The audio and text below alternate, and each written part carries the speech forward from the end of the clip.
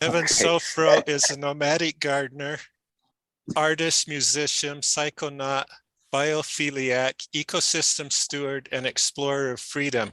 He spent 17 years exploring ecosystem stewardship with a specialization in seed conservation and sustainable bioregionally adapted agriculture and arid lands dry farming.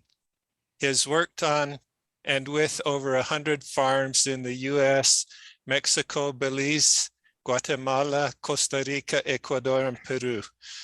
Former farm manager of Native Seed Search Conservation Farm in Patagonia, Arizona, Onsen Farms, and the River Farm in southern Idaho.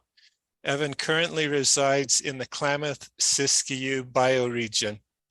Evan and I share a deep love for our common mentor, Bill McDorman, from Native Seed Search and the Heritage Grain Trials. The Promiscuous Tomato Project thrived under Evan's supervision at the River Farm in Idaho. We spent many days together planting, nurturing, and harvesting grains and melons. Evan inspired me to learn to play guitar and to have more fun in the garden, even to howl at the full moon. Evan's influence deeply influenced my path in life and what I wrote in Landrace Gardening. Okay, welcome, Evan. Oh, thank you so much. It's so nice to be here with y'all today. So tell us about your background. Like there was some words in your bio that were like dotted by vocabulary, psychonaut and biophiliac. Yeah, it's a great one. A deep love of life, of this biological life on planet Earth. Well, my background, where do I begin there? Thank God to my mother. As it relates to seed conservation and farming, when I was about 15, I was kind of 14, was kind of semi-adopted into a family of gardeners and renegades and some old pot growers, actually, that really turned me on to a deep relationship with the natural world and cognizance that we are a part of an ecosystem of 10 million species here on planet Earth, to which, in my belief and through my cosmology, it's, we're here as a beautiful piece of biotechnology capable of stewarding this wonderful planet of abundance.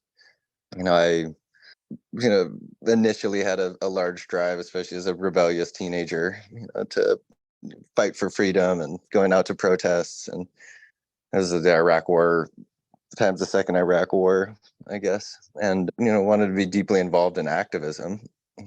Grow up, hopefully, at least I was influenced by people that told me we want to try and make the world a better place while we're here. And then as we start to go out, as I began my journey and trying to understand what that means and how I can do that, first it was going out and protests and rebelling, and at some point you wake up to want to be more actively involved in work, being for something and not as much against something. And although that's really powerful, as well, to stop injustice and oppression as much as we can, but looking at what can we really do to promote and steward the health of the ecosystem of Earth really led me towards ecosystem stewardship, restoration, farming. I got into a permaculture gathering when I was 16 years old.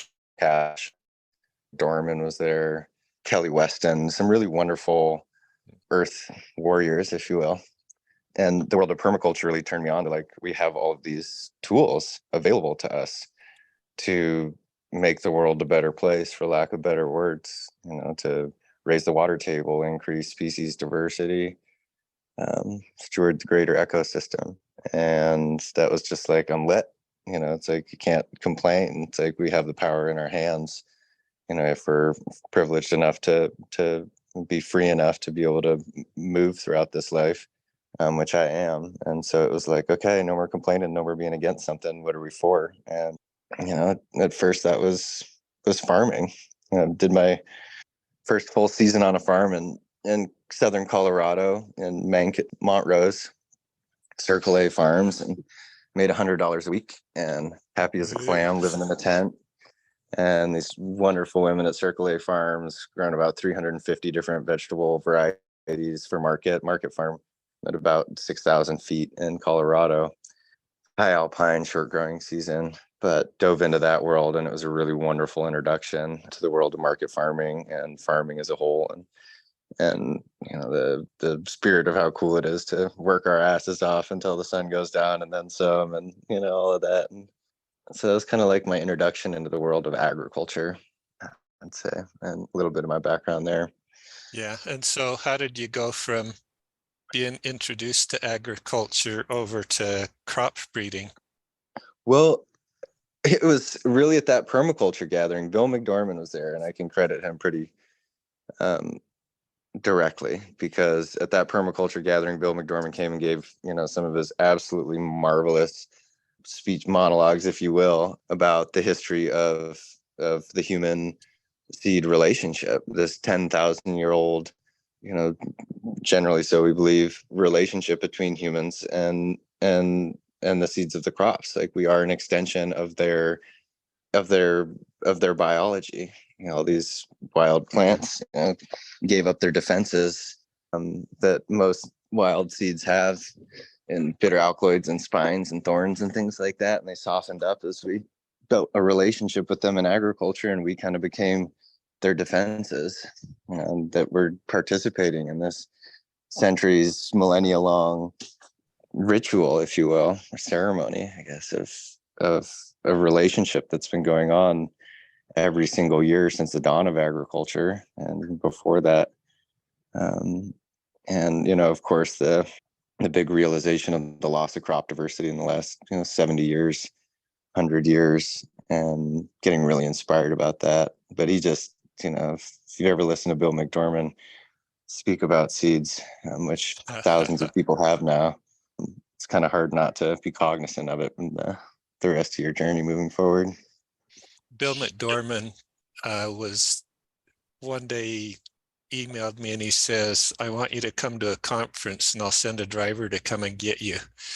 And that was the first time that I actually got off of my farm and went and spoke to somebody about plant breeding. And I'm sure that John Cascia had something to do with that decision that got me down here. And so ever since that time, Bill has been precious to me. And I remember Bill gave some corn seed to Wayne Marshall, and Wayne grew it out, and I went to Wayne's farm and I picked up a whole bunch of corn at Wayne's farm. And here's Bill right now coming on. Hello, Bill. We're just talking about you. Speak of the angel. Anyway, so it's been a beautiful, hi, Bill. It's been a beautiful journey. And this podcast is seeming like a family reunion, and my heart's so full right now. So tell us about, are you currently growing, and how is that, what's your current status of plant breeding or growing? Or Good question. I've gone through in the last few years, I actually took a step back from growing almost completely, being a little overwhelmed, especially in the world of seeds. It's like once you start to open up that box, it's any crop you want to open up, especially once you find out where and the privileged access that we have to crop diversity now here in this country, where it's like, okay, I want to look at rice, and it's like, oh cool, there's 40,000 rice collections, or the spirit of like, we got to explore it all or save it all, or sorry, give me just a second here. Sure. Thank you. So I myself and a lot of other seedy people that I find that get really obsessed in the world of seeds can quickly find themselves buried in like 1,000 different projects, and then finally realizing like this is my whole life, and not having so much time for relationships and fun and spending time in the wild. So I stepped back for a little while and have kind of refocused. And so now I'm just working on a couple of things. Consider myself much more a gardener now. I'm just re-emerging into the world of seeds after a nice hiatus. But this year, what I dove back into, which is projects that I started actually in Idaho at the River Farm, is Upland rice for northern regions, short season day neutral rice, and trying to identify varieties that are actually truly day neutral. Loofahs was fun. We grew out 13 different loofah varieties of the 2 different species this year, letting them all promiscuously pollinate, and we'll see how functional all these crosses are. And then this year playing with your cucumbers. Also, this is year 4, the 4th generation I've gotten to grow them out, trailing them over from Idaho out to Southern Oregon. It's just been absolutely delightful. And then John Cash's sunflower composites. One of my favorite things that I'm working with. JC put together, a mix of an untold number of different sunflowers, all the giant sunflowers he could get his hands on. And watching JC out at the river farm tend so sweetly to individual giant sunflower plants, just get them so massive and speak to just like the angelic beckoning of these beautiful plants. And I'm over there trying to like farm acreage, and I see JC like transplanting a sunflower in a pot. And I'm like, who does that? That's not going to work. And then just seeing how much fun and how much joy getting out of like really intimately interacting with these plants on a small scale. So where I'm like buried in like, 150 different crops that I'm growing. So they're like really developing a deep, intimate relationship and having, slowing me down. So I was able to get some of those seeds, and we grew out thousands of giant sunflowers at Ashland Wellsprings in Southern Oregon, outside of Ashland, and I've been mixing in new varieties there too.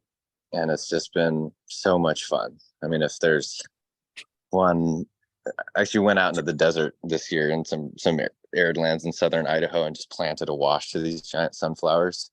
I didn't get to go back to see them in full fruition, but I was out there like, and it's like 8 inches of rainfall. The snow's just melting, and I'm just like, I've got my hori, and I'm crawling on my hands and knees up this like little arroyo and putting, 10 seeds in each little hole and burying them back with rocks. And I'm like, okay, at any point, if the rodents eat them, the rodents are fed. If they grow up and some bugs eat them, the bugs are fed. If they make it through the next level, then the deer are going to come and munch them. If they make it through that, they grow a nice tall stalk, and the birds will start landing on them and bringing in, these are really degraded lands by cattle, just like shocked, but then the birds will start landing on them, and bringing in other seed from other places and pooping and bringing in more micronutrients. It's like catalyzing this little restoration project. I'm not so worried about them, getting away if they finally get to, full fruition. And then if they do, the birds are going to get fed. And I was like, it feels so great and non-threatening and beneficial to the landscape, And as John Cash would say, once those flowers open up, we got angels coming down from the sky. So those are a few things that I've been working on, very small scale. I've actually started at the river farm. I started using plastic pots. I went, a lot of my agricultural passions around arid lands and bioregionally adapted ag, I'd say. So it's like, what can we actually grow with the water that's really sustainably available to us, the rainwater, without diverting, creeks and irrigation, or without pumping groundwater, especially in the arid lands. Traditionally, we didn't really have agriculture in the West, except for in the Southwest, not in our traditional concept of agriculture. So I was like deep into dry farming, no plastics, no drip lines. And we had amazing success, in Arizona, even in Idaho, growing things to fruition under those conditions, which, most people don't try, because if you're market farming, you need to bring a crop to market. But if you're experimenting and trying to really build, understand what true sustainability looks like to like the extreme, like, net ecological creativity, it's fun. You get and you don't have to worry about, getting your crop to market. You get to watch plants die and learn from that. But over and over again, they'd succeed. So I'm tangenting just to come back to that in Southern Oregon, and with John Cash going out and collecting lots of pots too. I just started growing plant populations in 5-10 gallon containers, and with drips and automated drip systems. And all of a sudden it's like, okay, I'm not, really interfacing with rodents, and I've got like new fresh soil, and I'm, bringing in a mass of soil and fertility to a place. And I, can grow less plants more densely in a really easy system, to where all of a sudden I'm not like running my body into the ground, and yet yielding, with regards to, what my objectives are, which is, identifying or building relationships with different crop species that I want to explore. And I can explore them on a small scale in these pots. We call it pot farming. You can't grow pot in Idaho, but we had our pot farm there. So it's, really scaled back. And And I remember being up in central Idaho too with Thumbs Heath, who is just an amazing renegade Rastaman plant breeder that Bill connected me with, another, beautiful spirit like yourself, Joseph, that Bill brought out of the woodwork, because she was living deep in the wilderness for like decades and had lost his ranch out there, had come back out. And Thumbs is a prolific plant breeder. I mean, the list of what he is stewarding is absolutely amazing. And when I finally got out to his place, he had this like teeny tiny little yard, like a garden. And that time, much younger, I'm young now, but I was even younger. I just took pride in like how much I could farm and how much work we did and how big our yields were. And I saw him with like running whole breeding projects with like 12 squash planted in like one hole. And it was like, wow, you've got like 100 things going on in this teeny tiny little garden very effectively. So I think I may have tangented so much I forgot your original question, but we're doing great. So yeah. tell us about growing rice. Rice. Like what conditions does it like? How much space does it need? Is it promiscuously pollinating? Is it mostly inbreeding? Whatever you want to tell us about rice. Okay, so to start with, dispelling some of the myths. So most people believe, rice needs to be flooded in paddies. There's basically two varieties of rice, upland and lowland. The lowlands are generally grown in flooded paddies. Upland rices are grown more traditionally like our other dry grains, direct seeded into the ground or transplanted, but in dry soil conditions. The big inhibition why we don't grow rice in the north is that most rice is actually photoperiod sensitive. And so their flower trigger isn't until once you get into northern latitudes, and they won't begin flowering until we're really entering into our frost period. There are day neutral varieties of rice, and they're grown, up even into, central and northern California. I haven't explored those much. And then the other rice obviously is the wild rices, which I haven't dove into that world yet. And those like, a small amount of actually running water or current. That'll be next. But rice, I even got into this. I don't know, because it's such an extreme. It's a warm season annual grain that likes generally long seasons. Its moisture requirements, I would say, are absolutely higher than most of what I'd call our more bioregionally adapted grains for northern climates, wheat, barley, oats. So it's a little extreme in the other direction of where I've been with dry farming, bioregionally adapted ag. But looking at John Shirk, who's another person who's done a pretty significant amount of work with upland rice, I saw he's yielding, up to 17, 20 pounds off 100 square feet, like a 10 by 10 patch. And, after exploring, all the crops that I was passionate about up until then, it was like rice was this new thing. And it's like, why not try? And even called the University in Southern Idaho. And it's like, don't even try. Or like rice won't grow in Idaho. It's, not adapted for X, Y, or Z reason. And I was like, okay, someone said, don't try. So I'm going to try. So You rebel. fast forward, we got 85 varieties of rice from the USDA, from the Grein, and grew them out, hoping to find one that would work in Idaho. And we just started them out in pots, a little bit direct seeded in fields, really late planting, but I direct seeded them in pots in like June and put them on with just some general overhead. And come the frost, we had 56 varieties that had matured seed pretty successfully out there. So I was like, oh no, I got 56 varieties of rice to play with. Floated that into year 2 and played around with direct seeding, transplanting them a little bit earlier. There's no indication when you look through all the what's the word I'm looking for, the characters, the markers on anyway, in the Grein repository, you can't look up what varieties are day neutral, at least not the way I know. So I went to Anthesis and found the fastest flowering rices. Mm-hmm. But even some of the fastest flowering from where they grew it out didn't flower until November in Idaho. So the next thing we did was tried planting some about a month earlier in Idaho, but we had late frost. It even took a little bit of frost, and I was able to mature seed again off of almost all those varieties, but our yields it was like 10% successful germination. And I think part of that is because it doesn't really appreciate the really cool conditions when it's pollinating are really, really cold nights, or the humidity from overhead from trying to save it from like a later frost or something. So we had about like 10% successful pollination on it, but enough to get some more seed. Rice is more outcrossing than say wheat. They recommend an isolation of about 10 feet. You like I like you, are not nearly as concerned with isolation and maintaining, the purity of individual varieties as much as attaining populations of functional diversity. So like, if they cross, let them cross. I'm not, looking to combine rice with uniform dry down in northern climates. Right. But I am looking for varieties of rice that we can grow up here that are productive, that maybe with gray water outflow, or, a 10 by 10 stand's not much. It's like a lot, the water, it's a lot less than flushing your toilet throughout the year to grow a stand of rice, and a 20-pound yield's pretty damn good.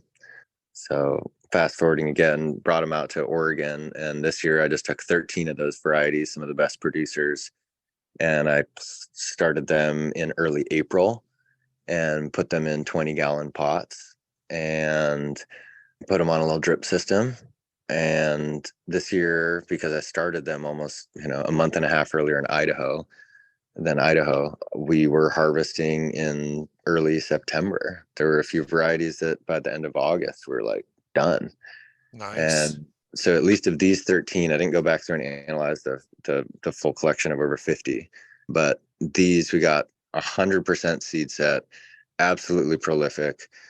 And I haven't cleaned it, so I'm not sure what the yields are, but of what I can say pretty assuredly right now are day neutral varieties. And we grew out quite a few from John Shirk also, and he's done extensive, searching through different varieties of rice for his climate.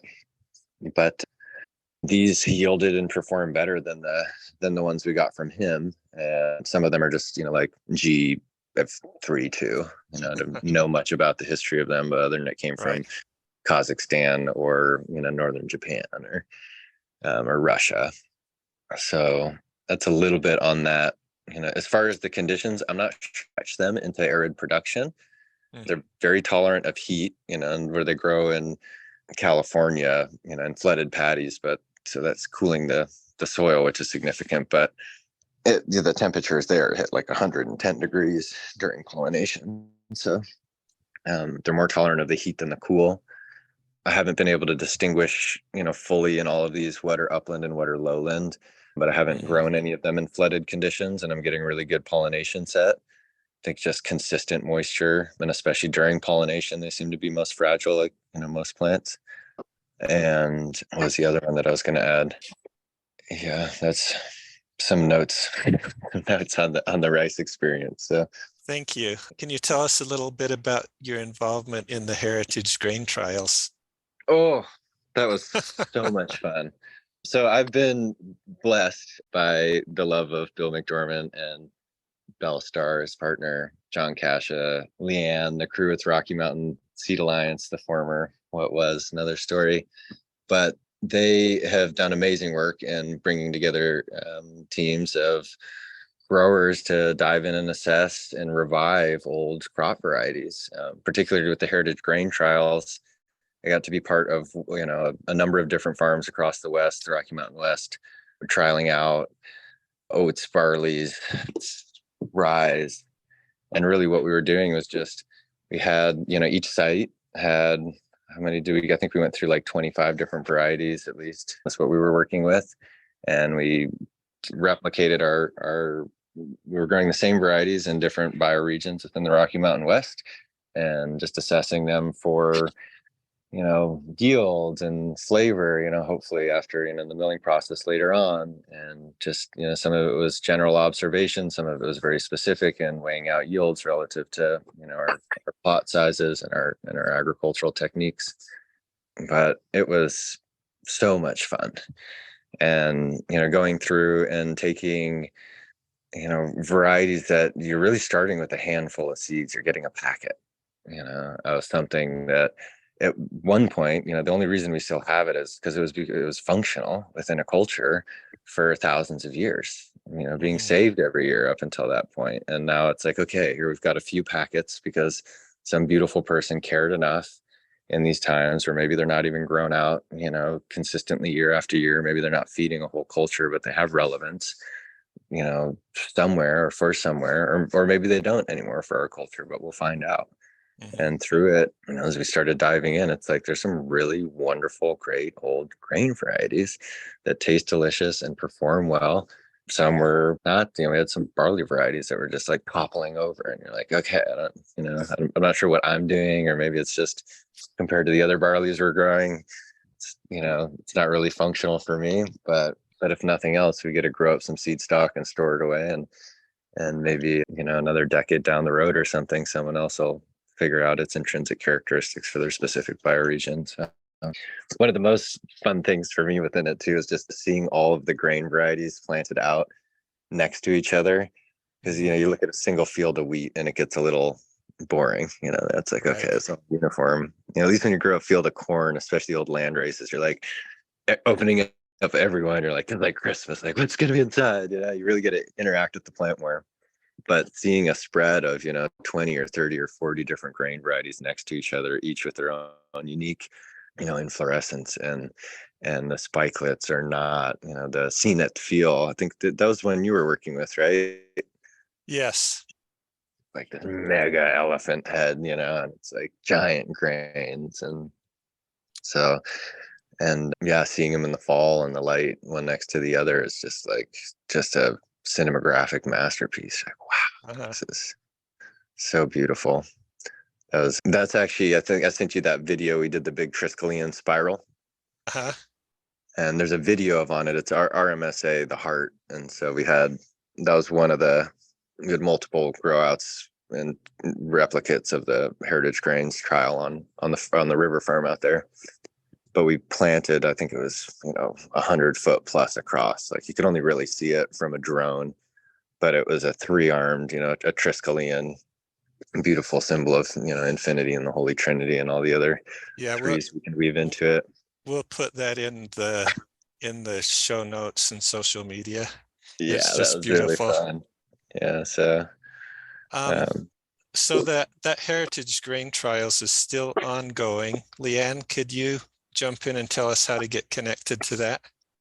Yeah, I'd love to. Thank you. And just a shout out to all y'all who were so critical to make that trials happen. Evan and Joseph, you two really provided a lot of seed for the trials at the onset. And then we have Chris Hardy on here who's been continuing this. And that, to me, that's just it's just incredible that it's still continuing. We are not actively doing the trials anymore, but you are able to get grains through the Heritage Grain Alliance, and Bill's been sending out grains in small packets. We're back to the small packets, though we do have some larger varieties of what we called the top 20, and we'll have our top 20 manual if people want to learn about what top 20 the ones that really came up, rose to the surface, and kind of our first rounds of grain growing. We did further research, search and grow outs on those. And so if anybody wants larger quantities of the top 20, we can provide that as well.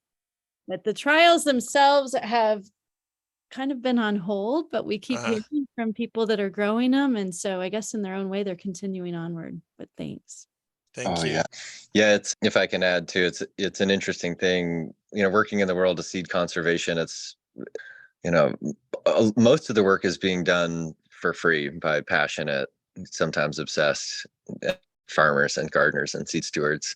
Finding funding for these things is an art, which, Bill and Belle and Leanne, John Cash have done wonders for getting us support when we want to dive in passionately to these things. But then sometimes, things shift, the funding dries up, nonprofit world's tricky.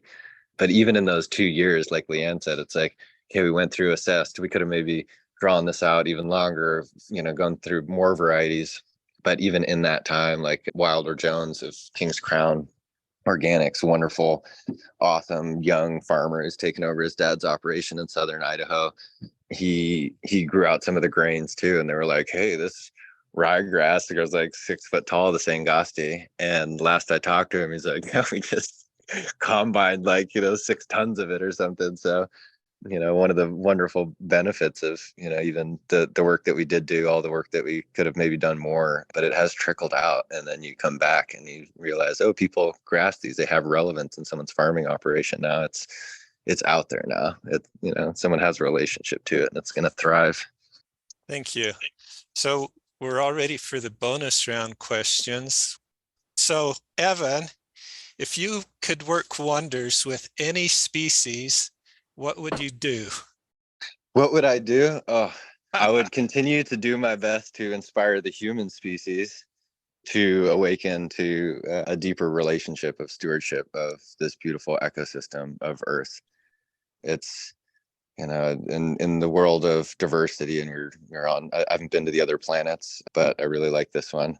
I won't arrogantly say it's the best, but this is an ecosystem of diversity, and the spirit of diversity is that one thing isn't really any better than the other. We all have intrinsic characteristics. We're multifunctional, but the experience of human being is really cool because it's like we can really see the big picture, and we can identify the relationships of interest specifically between all of these different species, and we can participate in very clearly in activities that are in alignment with what the spirit of what I see on Earth is doing, which is living free, harming less, and increasing diversity, increasing resilience. There's truly beauty and intelligence woven into every manifestation of life on this planet, and that which we call non-living. And we can communicate and interface with all of them, and we can exist in all of these different bioregions. Like, we're an awesome species, but I feel like we are like biologically wired to love and to steward this ecosystem. So if I could work on one species, it's definitely the human being, because almost everything else that is living on this planet, whether it's killing or not, that's another question, but is in a constant process of increasing the resilience of the system. And so I'm going to go with humans and waking us up to the beauty of that experience. It's fun. This is a loving planet of abundance when we wake up to it. I love that idea. Landrace human Grex. Just throw them all out in the paddock and come back in 100 years and see how much they've mixed up. Well, and it's happening now, it's like we're all traveling all over the place. We're not nearly as confined to the specific location. So we are in the mass compositing of the human genome right now. And I like to think things are actually getting progressively better and more peaceful. And we're just right now at the edge of some really great awakening, where people are really starting to, it's becoming a lot cooler right now to be engaged in holistic systems and ecosystem stewardship. Definitely in the time that y'all have been alive, and even in my short life of involvement, I'm like, you just look at the farmers markets for the organic farms, or how many more seed companies we have right now, restoration organizations, than when I was 18. It's like when I first started farming, it was like, what the hell are you doing? And now it's like, farmers are cool, organic, local. These are all like these buzzwords that are, people are catching on. It feels really good. Well, that leads into the next question. What is your vision for the future of food in your community? Well, in my community, I'm very nomadic, so I move around a lot. But I'm passionate about bioregionally adapted systems. I'm a big proponent of eco-regionalization and re-identification with a place. Let me bring this back just a moment to the concept of landrace, which is obviously a big theme here. Land races, as opposed to conventionally bred varieties, hybrids, pure lines. Land races are varieties that have been grown in an ecoregion in a specific location, really, for any number of years leading on to century or even millennia, where the predominant selection characteristic is its adaptation to natural influences. When the frost period is, the specific geographical signatures of, or geological signatures of the soil, the climate, And then the people, these crops have relevance. So, what are people eating and what really grows best? Because back in the day, you didn't have seed companies. You couldn't get a hold of whatever you want. Every single farmer, every agricultor was saving their own seeds. And so at the end of the year, what you end up with, you're not, not to say some of these weren't intentionally selected upon. Really, the dominant selection characteristic is whether it actually functions with the bioregionally available resources necessary for life to thrive. So, our cultural diversity as human beings, when we look at indigenous culture, the real spirit of what indigenous is it's being of a place. It means that I'm eating and consuming that which is around me. It's making my body, my bones. It's informing my worldview, my psychology, my spirituality, and, down to what we wear and how we build our homes and what we're praying to and what we hold sacred is first and foremost has to do with where specifically we're living. We're in a globalized, experience right now where we have access to all of these, my body's built up of food from China and, Africa, wherever, all of these resources that we're getting. So my body is built up of the whole planet, and that's a beautiful thing too. But there's a real beauty to, and especially when we look at, sustainability of systems with ecology in consideration, our adaptation to the place that we are, both for our food and for every aspect of our life, I think is, what I'd like to see more of, and not just on farms, but it's reintegration with the wildlife, with our game species, out here in Oregon and really along this West Coast. There was, the way we look at agriculture traditionally is like, agriculture means turning the soil. It's we think of, bearers cultivation. It's not to oversimplify it, but the what's been known for a long time, but when we say what we're realizing now, what we really mean is that, Western intellectual academic paradigm is waking up to that these ecosystems have been stewarded, not in a traditional agricultural sense, but in a people have been cultivating and interfacing with the wild out here for millennia. They were burning forests, they were increasing oak savannas, they were cultivating deer, basically, and oaks for the acorns and the flowers that would come with it, and tending to the wild.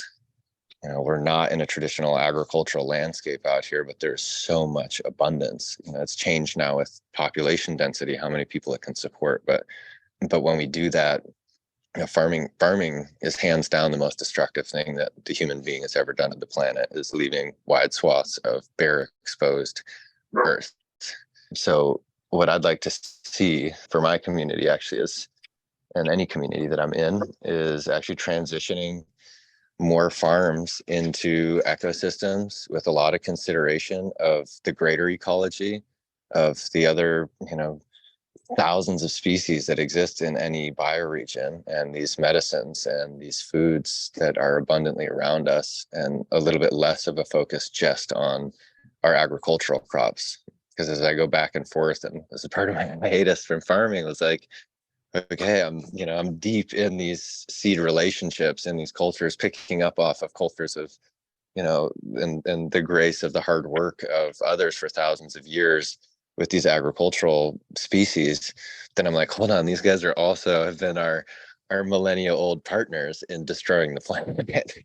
So, I would like to see, more gardening, less farming, and a lot of rewilding. Yeah. Farming in particular is the cultivation of crops for market, the production of commodities. I'm growing something to sell. Subsistence agriculture is what the majority of the agricultural heritage of Earth has been about. We're growing food for our families. We don't need the same kind of uniformity. We don't need the same kind of yields, if you will, because what we're doing is we're actually growing what works for our family and what works best for the bioregion and the lifestyle that we want to be living. Farming and finding economic profitability and, feeding populations of non-farming people is actually really difficult and detrimental. We look at the abundance of food that we are currently producing, on a caloric level. People have gone through quite often and, say, okay, by the calories currently being produced, we could feed this world population, 2.5 times over. Don't quote me on that, but something generally. But, that's with agriculture being how it is, which is currently, largely industrial and largely destructive. So, what I envision on some level, because farming for market is really difficult. I've been very blessed with not having to be a market farmer. I've been blessed with contracts and research and working with nonprofits and, working at Native Seed Search. It wasn't about getting anything to market. It was about doing the work of seed stewardship and conservation, repatriation, and doing our best to try and reconnect and support with indigenous communities and repatriate old varieties. So as to say, for a tangent too much, that I like to think I've actually gotten into starting to research into the biosynthesis of foods and fats and proteins, because I think that at some point in the near future, with our populations as they are, I'd like to see the vast, probably like 50% of farmland, agricultural land, actually just be rewilded so that we can support the greater ecosystem of Earth.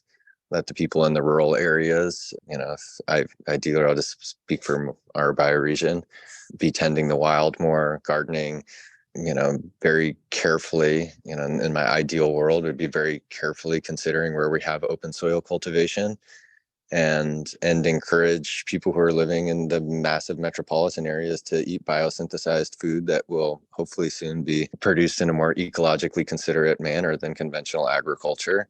Probably taste great, look great, make, your fake chicken and your fake beef and rewild.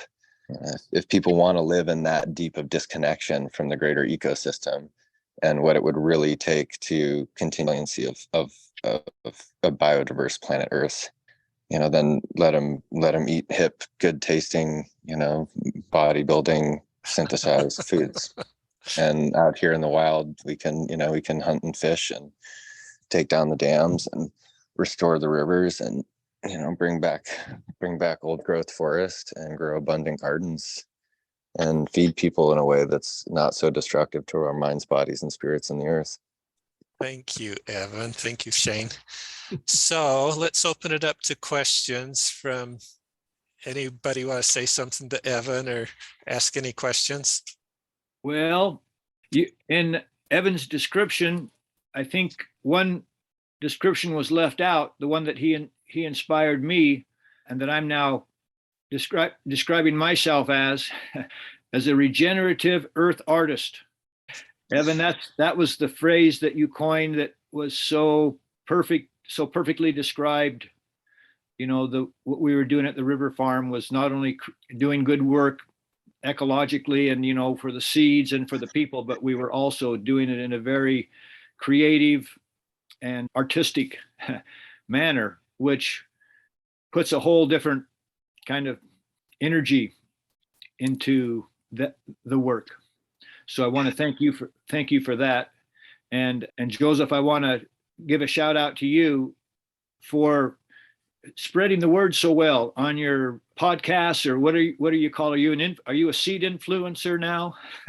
With your YouTube channel, and spreading the word and just being so humble and ever evolving is really an inspiration too. And then, I could go right down the list to Leanne for picking up the heritage grain trials and bringing the Seed Alliance to a new level when she was the executive director, and of course with Bill and Bell and all that, the history that we've all had with them is just, it's overwhelming to think about it really, but Joseph, thank you for bringing everybody together on this, and Evan, keep up the good work. We'll look forward to your next visit. I love you, JC. Thank you, John Cascia. Hearts full today, definitely. I have a question for Evan, and more generally. So as an Australian, I look at your Grein database of seeds with like absolute envy. When I first started on this journey, there was something equivalent in Australia, much smaller, a government-run seed database, and it was sold off to a private company shortly after I discovered that it existed. So, and with our quarantine laws, it's really difficult to get that kind of diversity into our trials. So do you have any sense about how long the Grein database might actually be widely accessible to amateur breeders in the US?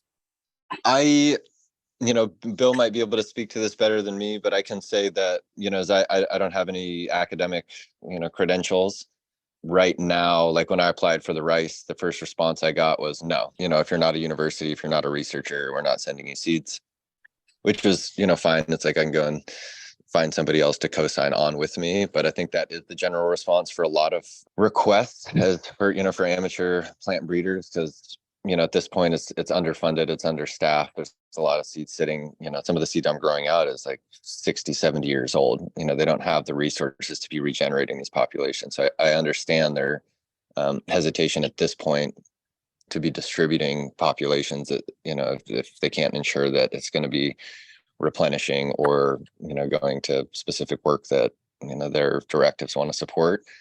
But shortly after, I got another letter that said, send us the $80, $80 a packet. And the seeds showed up, and then I requested more, and I got the same response. No, we're not sending out, seeds unless you're a researcher. And then the seeds showed up. So I'm not sure for how long, but I have an idea as far as how to get access to a lot of these, what we still do have, and how to get them out into the world. Maybe it's just a warning from Australia. It's like, with the way government dysfunction can just pop up out of nowhere, use the resource while you can. Get it into the field and into the hands of people who are going to treasure it and share it. Because these resources are once in a 1,000 years come together. Yeah, well, so check this out. And yes, absolutely. We have truly privileged access to agrobiodiversity here in the United States. It is amazing.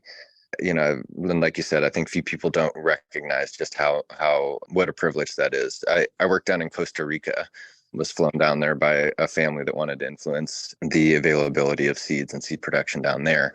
They recently passed a list, and this is 7 years ago now, that it's a specific list of crop varieties that you can grow down there. If they're not on there, you're not going to have access to them. But Costa Rica and a lot of Latin America now, for conventional ag, they import 90% of their seed stock, and from the US and China and other places. Similarly, when we looked into getting seeds in there, it was like, okay, I send one packet of tomato seeds in there. I need it to be phytosanitary inspected in the field in the US. And then, after I get that inspection, I send it through, and they're going to fumigate the seed with fungicide. And then we get it down there, and then they're going to have to grow it out in their greenhouses and assess it, and it makes sense. I understand and I respect it, because the agricultural industries are precious. The transmission of potential, viral infections and things like that into agriculture could be detrimental, but it's a huge hassle and it's a pain in the ass. So it's like, okay, what tomatoes do we want to grow down here? Because I can only get 2 varieties, and up in the States, there's like 1,000 to pick from, but I'm going to have to go through and have all of these assessed and isolated, and it's going to be a multi-year process.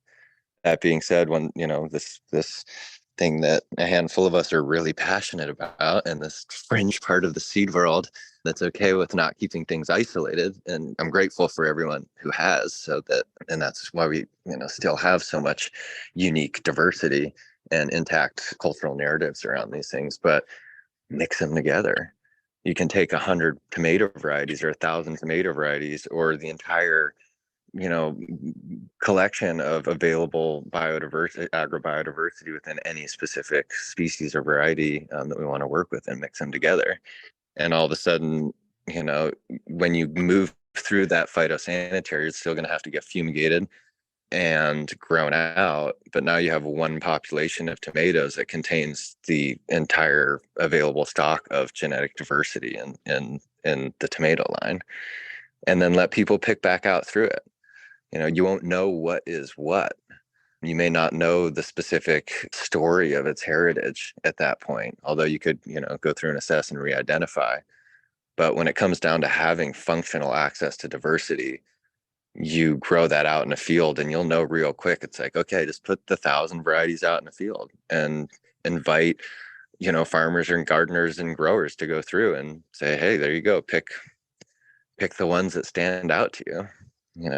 Most of the selection criteria, which we're looking for too, unless we're looking for the kind of uniformity that intensive production and market production requires, you can just go through with your eyes and your mouth and taste your way through and look. And the plants that are most adapted to your region are going to stand out without extensive assessment and characterization. Joseph, can I make a You know. comment? Yes, please do.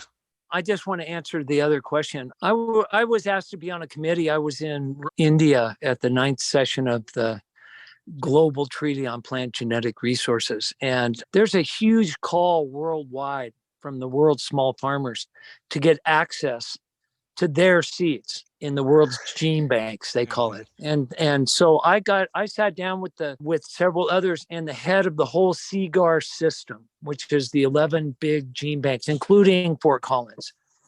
And their mandate is to distribute seeds to people, whoever it is. There should be no limits to who they distribute seeds are to. And so what happens in Fort Collins is that becomes budget delimited. They don't have people to do it, and it's a hassle for them. And that's why, Evan, they say no to small people.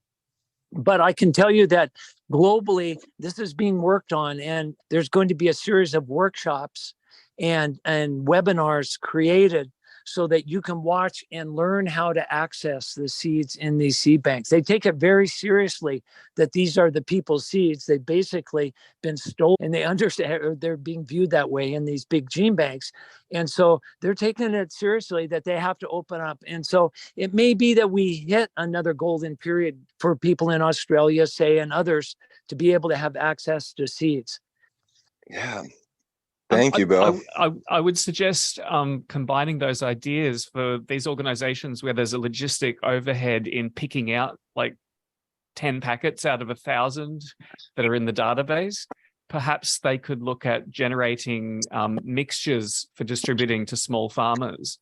So you get one packet of a particular species, but it's a blend of like 100 different species which have a particular maybe climate zone that draws them together, right. That you pick the right mixture for your climate, your end of the range of that species. And that could possibly make it, that could make it logistically possible for these organizations to handle requests from small farmers. Leanne and I were on a call with a representative of CIMMYT, the Center for Wheat and Maize in Mexico, about that very topic. And at first it seemed like we were coming from outer space, but as we talked more, the idea was starting to land. So I think it's just a matter of time, I hope. But you're right on. That's the best comment. And practically too, it's, as you mentioned, for a specific bioregion, there's also characteristics like, how long does it take for this thing to flower?